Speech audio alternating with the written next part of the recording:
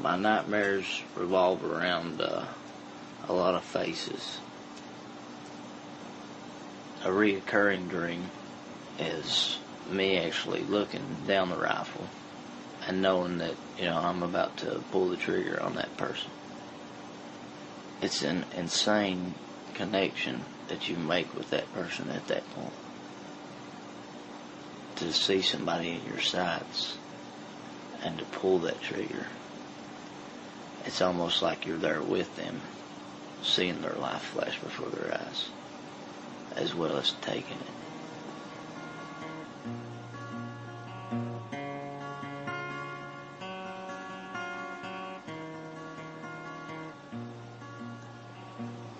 Waking up from a dream, like one of the really bad ones, I look at it at only one way, and that's that I'm glad that I'm still here. Confused as to why I'm still here and why other people aren't. Any day above ground is a good one. There's no promise of tomorrow.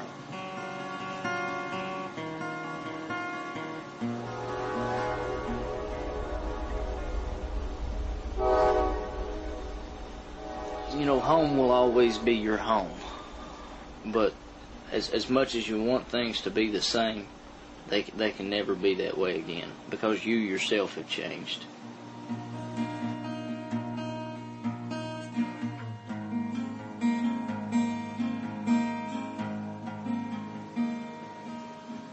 At the wedding, I had mixed emotions. I loved Jessica. I wanted nothing more in this world to be with her. But part of me wanted to pull away and just be by myself. I didn't want anything to do with anybody. Where do I draw the line between the space that I need for myself and how I communicate with other people? I think trying to find that line is what drove me over the edge.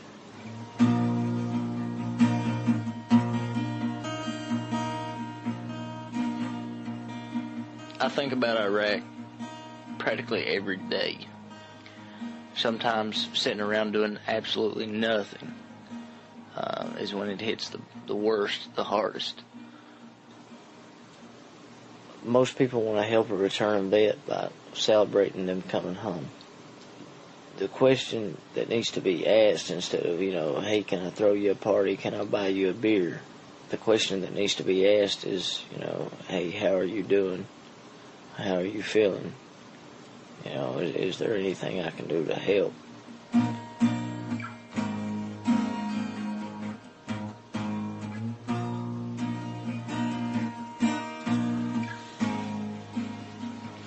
D.C. was a slap in the face. I even actually had a congressman miss the meeting, and when I showed up at his office, the assistant said that he didn't have time to meet with a veteran. I couldn't understand how a man in that type of job couldn't take, 5-10 minutes out of his day to speak to someone who had fought for everything that this country stands for.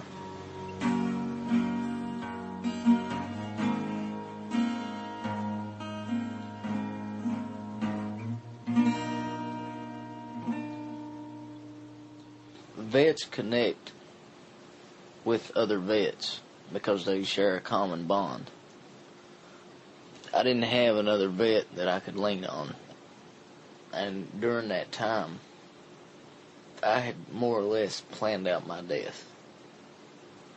I had decided that I couldn't take it anymore. Enough was enough.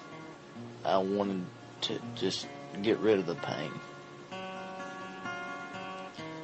And the only thought going through my mind was whether or not I wanted to ride my bike into a mountainside or ride it off the top of one. I figured if I'm going to do it, I might as well make one hell of a ride out of it. And if I was going to do it, I wanted to make sure I wasn't going to live through it. And I was actually kind of happy for a moment, thinking that I wasn't going to feel anything soon. And I just closed my eyes. Dear God, please tell me what I'm supposed to do. Help me. Please show me what I'm supposed to do.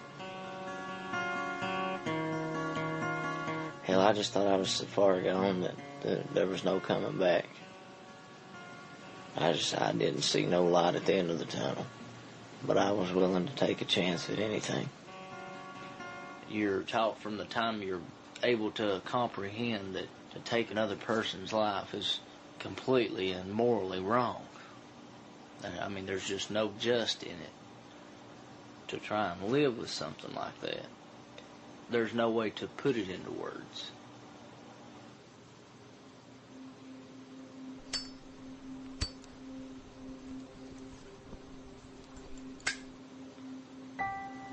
After Fallujah, I didn't know how to react, and I more or less just tried to put it in the back of my mind and act like it never happened. Even right now, my eyes are starting to hurt just talking about this.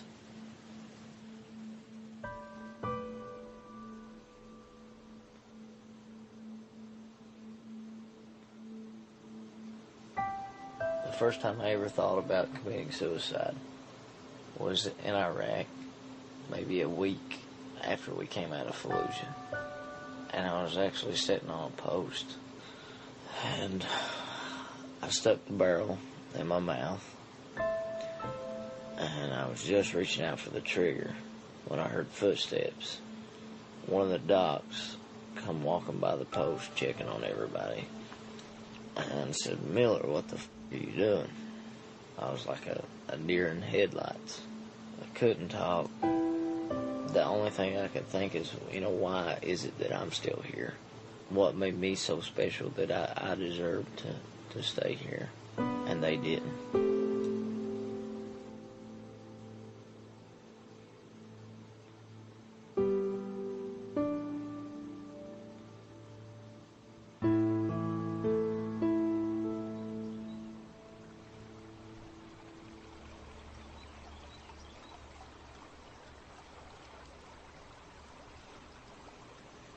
My biggest reasons for leaving were the fact that I just couldn't stand to be away from home no longer.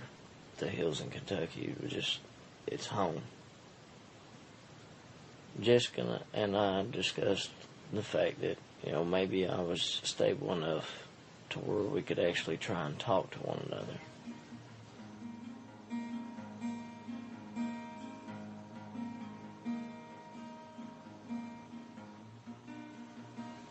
There was so much counseling that had to be done for myself that I really couldn't deal with mine and Jessica's problems on top of it.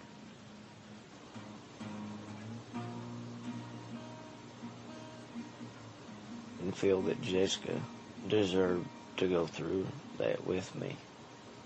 I felt that it was something that I brought on myself, and that was, my weight to carry, not hers. And before I put her through that, I'd rather be without her.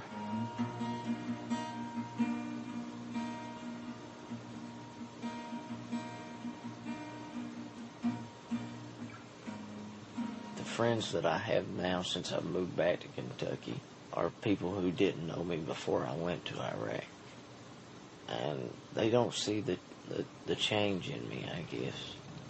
To them, I'm just who I am, just what they know. These new friends that I've made are a bunch of guys that ride bikes.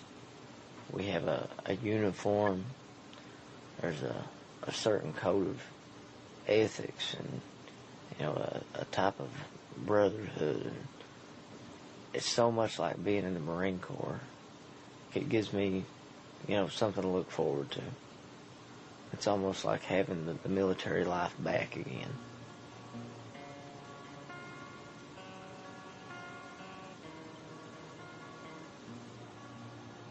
To look back at it now and just think about holding a rifle and firing at another human being, it's gut-wrenching as well as, brain-wrecking. How do you justify it? regardless of what your causes are or what their causes are.